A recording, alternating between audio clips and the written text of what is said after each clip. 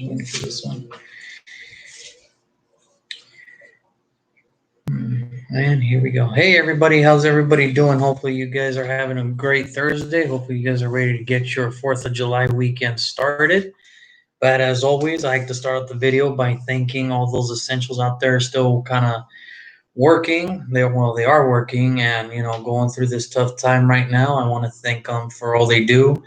All those doctors, all those nurses, just everybody working right now that's essential and that's on the working right now, busting their tails to, still trying to live through this weird time right now. I want to thank all of you guys, and I want to just make sure that you guys are, knowing that, we are thinking of you in our thoughts and our prayers, and hopefully soon we get to go back to normal life. And I'm pretty sure that's what we all want. And for everybody that is still kind of quarantined, hopefully you guys are keeping your body sharp, or keeping your mind sharp and your body, fresh, because, it's been a weird time right now. So hopefully you guys are doing good, with the kiddos, whatever it is may be. But, hopefully you guys are being safe about it, and if everybody wants to go back to normal, and I hope that's the case. I want to go back to some normal life too, but, we just got to keep it going one day at a time, and everything will be good. Before I begin this video, I do want to send out my, thoughts and prayers to the family that Vanessa from, the soldier that did serve in Fort Hood.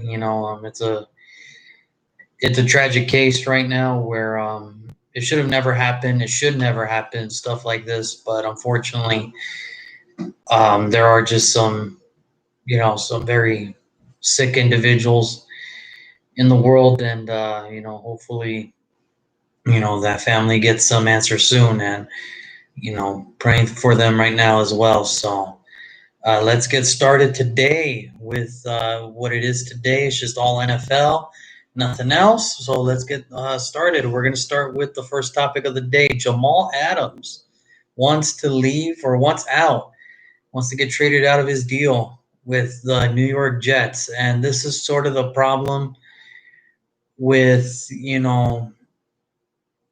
with everything involved. We got to look at everything involved in this. First, you got to think about the player's case, and then you got to think about the team's case. I think right now what it is, it's really just Jamal Adams doesn't really believe in the organization right now. He knows he's a top safety. He is one of the better safeties in the league. The best, it's debatable, but he knows he's one of the, better ones out there in the league, and he wants his money. The only issue with that is that he still has 2 years left in his contract. They did pick up his 5th-year option, so he still, has 2 years left on his deal. This always happens to kind of organizations that kind of don't have a plan. When you think of successful organizations in the NFL, you think of New England, you think of Baltimore, you think of Kansas City, you think of teams that, recently Pittsburgh, that seems that, hey, they're always in the playoffs. And, why is that? It's because they know how to take care of the players, and they know how to manage everything, and they always seem to have a plan. It's organizations like, the Jets, the Browns, the Raiders, teams that always seem to have new coaches once every 3 years, or once every 2 years. The turnover is always quick there. So, in Jamal Adams' case, he believes that, there is no plan. We don't know that yet. We don't know what the Jets look like. But if he wants out, that's on him. It's his right to, ask for a trade. But if I were the Jets, I would really consider trading him. And here's why. I know it sounds crazy. Like, why would you trade, one of your best players out there, on the team? Because he wants out. Obviously, your player wants out, and he's not happy there for whatever reason it may be. It may be due to his playing time, which is, I don't see a problem with it. It might be due to the fact that the team doesn't, have a plan. It sounds like it doesn't have a plan. So that could be an option. That could be a reason why, he wants out. Right now, and the thing is too, on the Jets, if you don't want to be here, that's fine. You're still young. It'll be a little bit harder if he was, kind of like in his, late 20s or early 30s. It'd be a little harder to get the most value out of him. I never understood why, organizations want to keep a player that, is just not happy there. I understand you might have drafted him, you might have signed him, but if he doesn't want to be there, then you're just both wasting your guys' time. For the Jamal Adams in this case, he doesn't believe that there's a plan with the Jets. Whatever that reason may be, if I'm the Jets, I really consider trading for him. He's still young. He's one of the better safeties in the league. Somebody's going to give up the house to get a player like Jamal Adams. So what does that mean?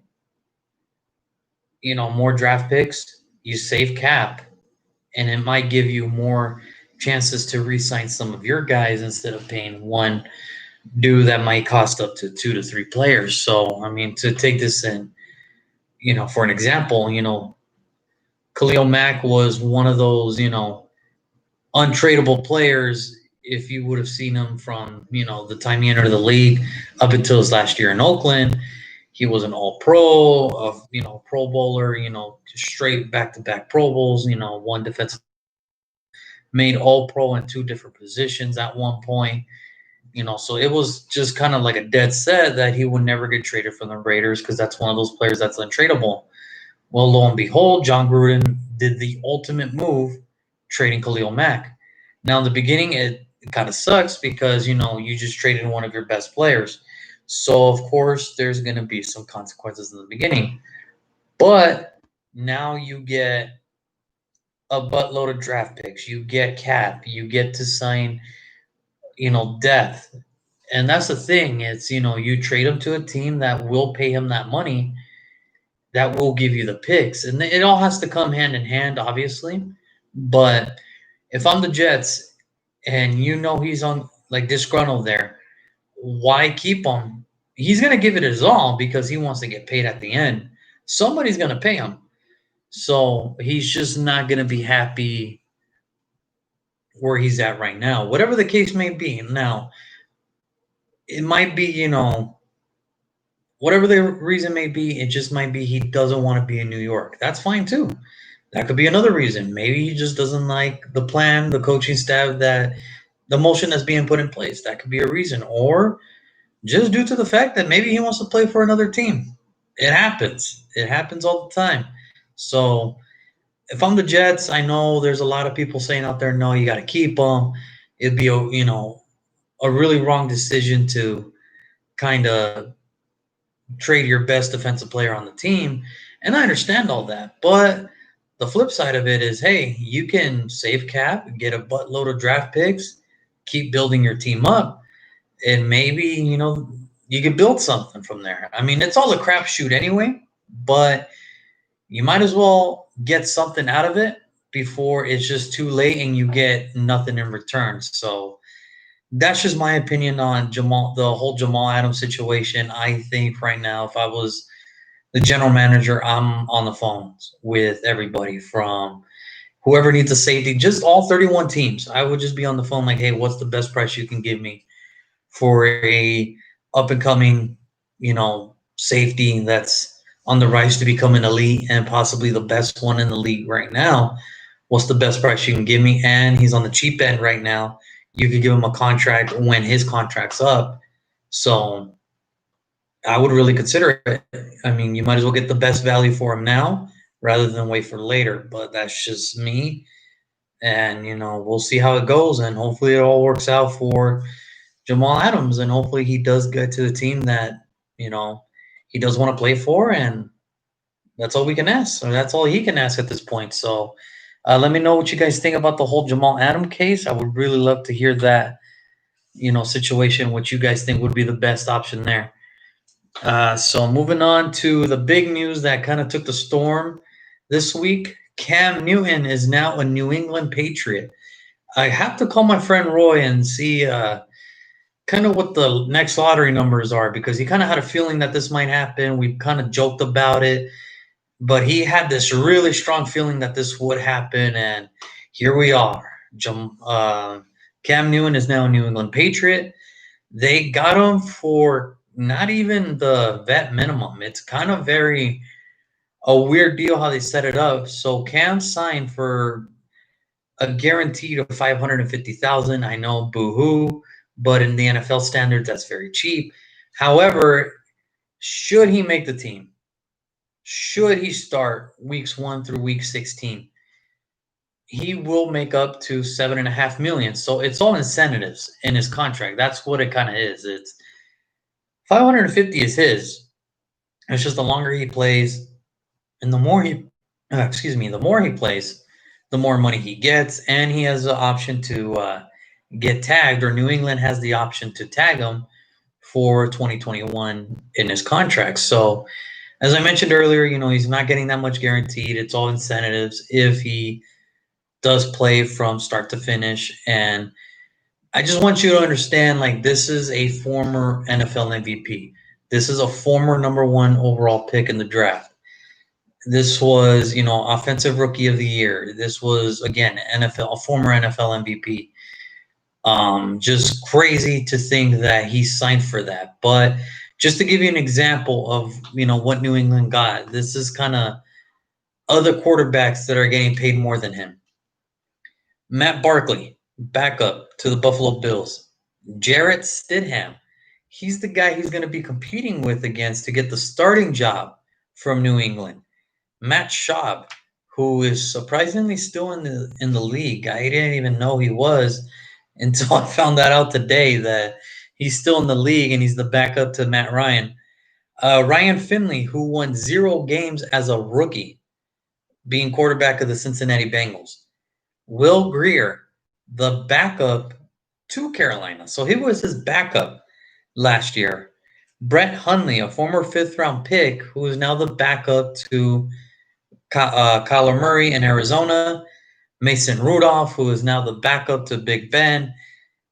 He's making more. And then RG3, the backup to the current MVP, Lamar Jackson, is, making $2 million. So all in all, those are kind of weird because they're making way more than him.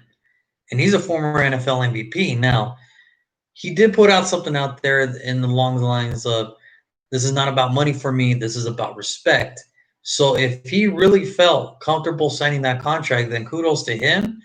And that's just a scarier sign, knowing the fact that the question on everybody's mind was, well, is he healthy? Because if he's not healthy, then this whole thing doesn't matter. Well, for him to sign that low and for him to put that out there, I believe he is healthy. I believe he will be the starter for New England. I believe now it is a toss-up now between the Buffalo Bills and the New England Patriots for that division title.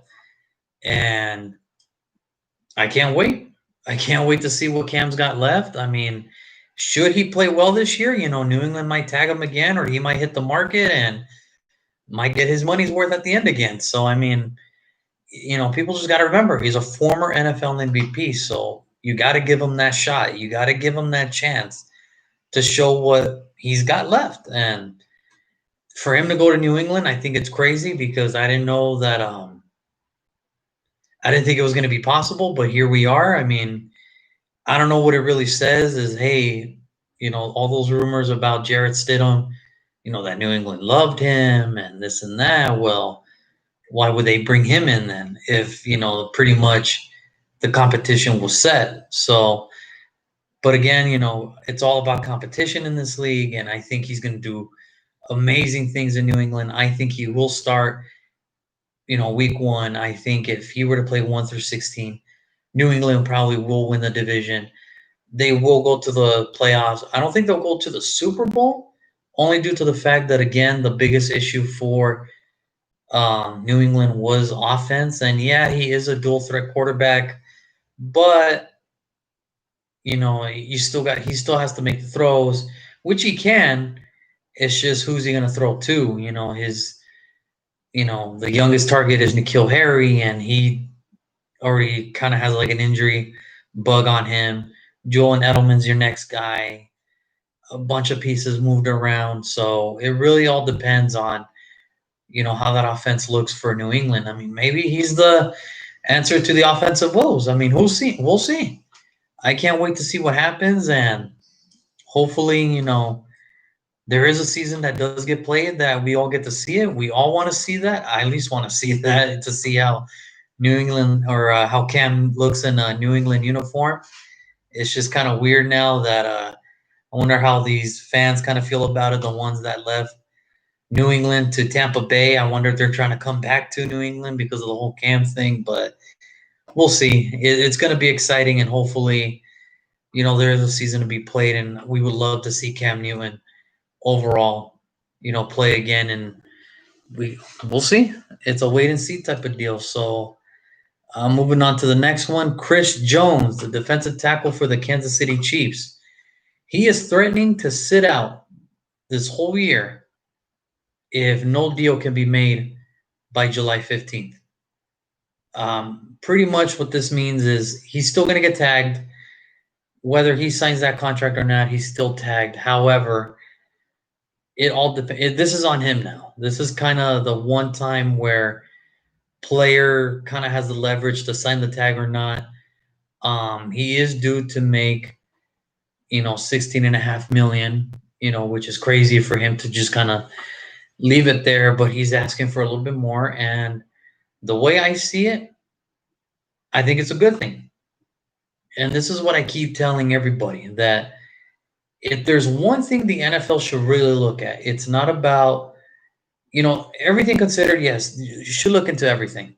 But what the NFLPA and the NFL should come to agreement to is get rid of the franchise tag. It does nobody no favors. Look, the pro side of the franchise tag is, yes, you get tagged and you get paid the highest dollar at that position. Well, in this case, Dak Prescott's going to make $31 million. And there is a split in this country that believes, yes, he is worth 31 million. He's not worth 31 million. Chris Jones is way worth more than $16.5 million. Now, he's not Aaron Donald money, but he's pretty close because everything he has done, he has proven that he was the best defensive tackle in his draft class. Just to give you an idea of, his draft class. Remember, he got drafted in 2016, which is a year off from Aaron Donald. So this is his draft class of defensive tackles before he was taken. Sheldon Rankins, the 12th pick by New Orleans. I think he has a total amount of sacks his whole career than what Chris Jones did last year. So that's we're off to a good start. Kenny Clark from the Packers, it's debatable. He's pretty good. He's up and coming. Now it's just to see, it depends what you like. Do you like Kenny Clark or do you like Chris Jones? Me personally, because the Raiders do play Kansas City twice a year, I think Chris Jones is a little better. And he was taken at 27th. 2 picks later, Robert Nkemdiche. Now that was a headache for the freaking Cardinals. They drafted him, they cut him 2 years later, and now he's a free agent. He was just a head case. So yeah, he deserves. Yeah. Number 30, Vernon Butler, defensive tackle. He was drafted by the Panthers. He is now on the Buffalo Bills. So what I'm saying is the first 4 guys taken, and that's what I say every year, the draft is a crapshoot. He has outproven everybody in that first round, and that's just his position. If we were to go by player, he deserves his money.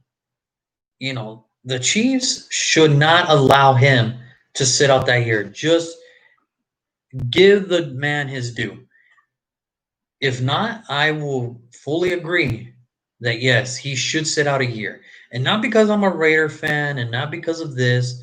It'll be great for us. But overall, a guy who likes to see these players get what they deserve to get paid, I think it'll be a great move. He deserves more than 16.5. He doesn't deserve Aaron Donald money, which is top dollar. We're looking at 19, 22 to 19 to 22 million a year. but we are looking around like 18, 19, 20 tops. He deserves that. He deserves that much to at least think about getting that much. And, some people might agree, some people might disagree that, hey, it's a offensive league. Why do I want to pay money for, defensive players? Well, somebody's got to stop him, and he's one of the best out there to stop an offense. And I'll take him. Hell, I would love to take him. Anybody would. But it all depends on, what the Chiefs want to do. If I were the Chiefs, this is the one time where I should not let this dude walk. If somebody wants to trade for him, that's different. But we've gone past the point of somebody wanting to trade for him, only due to the fact that he already paid out his contract. He should stay with Kansas City. If somebody wants to trade for him, that's a different story. But I will fully support this dude if he sat out for, the year and, follow the steps of Le'Veon Bell, which he did a couple years ago. The Steelers tagged him. He didn't sign, and now he got his money with the Jets. It wasn't the exact amount he was looking for, but he got his money. And I'm all in favor when players do that. So I think this is the time now where, now it's starting to get serious. Like, hey, you don't want to pay me? Then I'm just going to sit out, because it's crazy to think now, but when you look at rookie salaries, compared to, years past, really a first rounder can only can play his 4 years of his contract and then retire and then be set for life. That's kind of how much money these first rounders are making. But with him, he was going in the second round and he still is making that good enough money. So overall, I'm all in favor of him sitting out. I'm all in favor of Kansas City's not going to pay him, somebody else will. And I think if I'm the Chiefs, you got to pay the man. You have to pay him because he is a part of the good reason. Yeah, I understand as a defensive unit as a whole, it wasn't very that good, but he is a key building block to rebuilding a defense good enough to not have the offense always try to come back. And to put it in terms, when he was on the field, the QBR, all 16 games, averagely for every team that they played this year, was 32.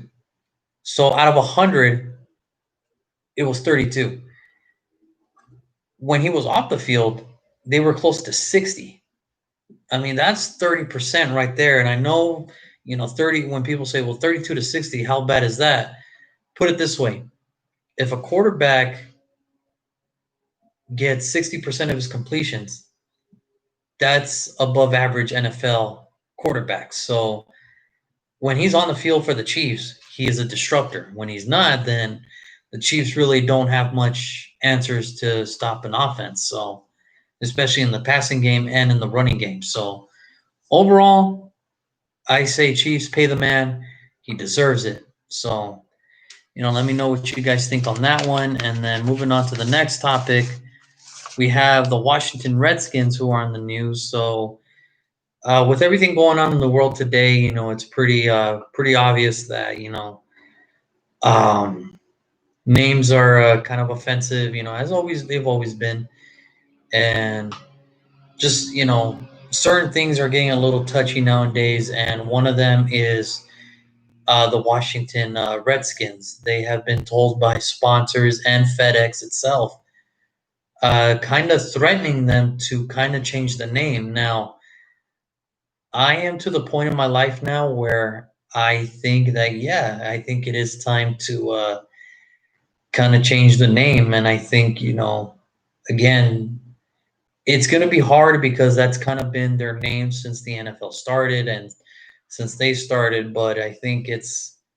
kind of time because, Redskins is kind of a bad term. It's kind of a bad name for, Native Americans out there. It's really a derogatory name. And, um, it is time to kind of, listen, because look, as a kid for me, the Washington Redskins, it didn't mean anything because I was a kid. I didn't know any better. It happens. But as I, keep getting older, I started to realize like, oh man, this isn't a name that's should be on a team. It's kind of derogatory. It's kind of like if it's just bad. It's just bad overall. So I don't know what Dan Snyder's gonna do. I remember in 2013 he did have an interview because this has been a subject now for a while. I remember in 2013 he did have an interview, and he did put it out there like, hey, I am never going to change the name, and you can put never in all caps. Um, Now we're really going to see how much he really sticks to his word, because the sponsors are going to pull out, out of the deal, from naming rights to having their name on the stadium. Then I think Dan Snyder really is going to have to look deep in his soul and be like, hey, is it worth it? Is the name worth it for him to lose all those sponsors and money? So, I mean, we'll see. We'll see. I don't know what they should be called. I don't know how team name changes. I mean, yeah, we've seen it from, the Browns going to Baltimore. They changed it to the Ravens because of, Edgar Allan Poe, who lived in Baltimore. So obviously, the Raven is one of his best poems. So, hey, it worked out. The Houston Oilers going to Tennessee, they were now the Titans. Well, it's because, the sound of the river makes a Titan noise, whatever that means, so that's how they came up with the name, the Titans. So it really all depends on, what the team name should be. It's going to be hard. It's a discussion that does need to be need. It is a discussion of need that Dan Snyder should look within his soul and think about changing the team name to something else. That'd be something to watch out for. I mean, if they, these sponsors, say, hey, we're done, we don't want to represent you no more. Goodbye. I mean, I think it was today before I even got on, I was reading something that even Nike took out the Redskins, overall their clothing line out of Nike apparel. It was something. We're just heading to a time now where, hey, everything, as much as we don't want to, we need to have discussions like this. We need to have discussions on why, we need change. And this is one of them. This is one of the changes that we need. I understand the history of the NFL. The Washington Redskins have been around for a very long time. It's just now, we have to look within ourselves to kind of say, hey, maybe it is time for a team name change, because this isn't really a politically correct way to name a football team. So whatever the case may be, hopefully Dan Snyder just thinks about changing that team name, and we'll see what happens. So we'll leave it at that for the Washington Redskins. And then other news, as you all noticed, the NFL canceled 2 more preseason games, week 1 and week 4 preseason games. So I mentioned a couple weeks ago where when they canceled the Hall of Fame game, that was just the first domino. Well, now here's the next domino. Excuse me. Um, it's getting to the point now where I do believe that there will be football. I just don't think none of us will go. No fans will be allowed. However, just last night, the NFL did put out there like, hey, every team has an option to give out waivers to season ticket holders to, hey, if you want to attend these games, you got to sign this waiver. And basically, what this waiver is that if you sign it and you get caught with the COVID-19, you can't sue the NFL, you can't sue the team, you can't sue the stadium. You're giving up your health rights basically by going to these games. Now, obviously, you know, there's fans out there like me that, hey, we want to go, but you got to think about it both ways. It's like, I would love to go, but is it worth your health? And that's something fans really have to think about. I mean, there's already a couple teams out there like the Giants and the Jets who've already kind of pushing towards, no fans at all. Whether the NFL allows it or not, they're saying no fans. I think Buffalo is one of those teams that They want 50% capacity at all times. So, it's going to be a weird year for the NFL. This is a weird year, but it's a very simple way to fix it. It's just nobody wants to do it. And it's weird because it's like the easiest thing to do, but nobody wants to do it. And, people are kind of talking about, well, how are they going to make their money? Well, the NFL and the owners have agreed that, hey, we're going to tarp off the first 8 rows in each stadium with sponsors and everything. So for me, it's kind of weird, that you're going to tarp off the first 8 rows. But I mean, owners have to make their money too in some way, some fashion. So this is their idea of doing it. So the way I see it, it's, us, it's up to us as fans. Like, hey, we could save the season. You just have to do the little things.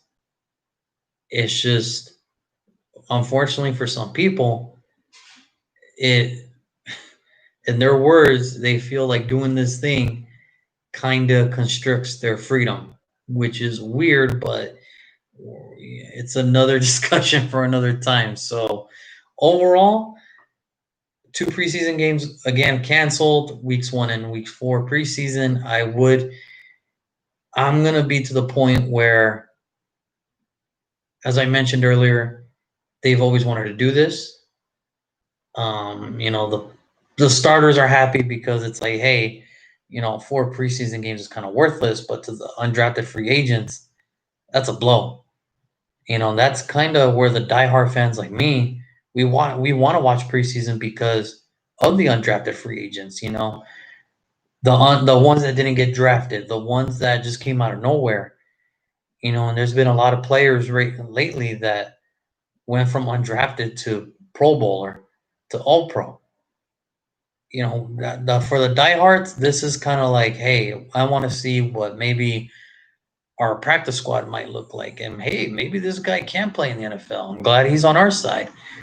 It all depends on how you want to look at it, but overall, if there's going to be an NFL season, it's going to be with no fans, and that sucks because obviously I've been waiting for this move for about 4 years now, so it is what it is. But hopefully, I mean, as I mentioned, we can do it all together. We can do the one thing that has been proven by numbers. If we all do it, we can go back to normal lives. But it is so hard for some people that I'm to the point where it's like, if it's so hard for you, just stay home. But again, don't want to hurt people's feelings over this. And lastly, before I got on the show, the NFL has announced that all week 1 games, there's going to be 2 national anthems this year.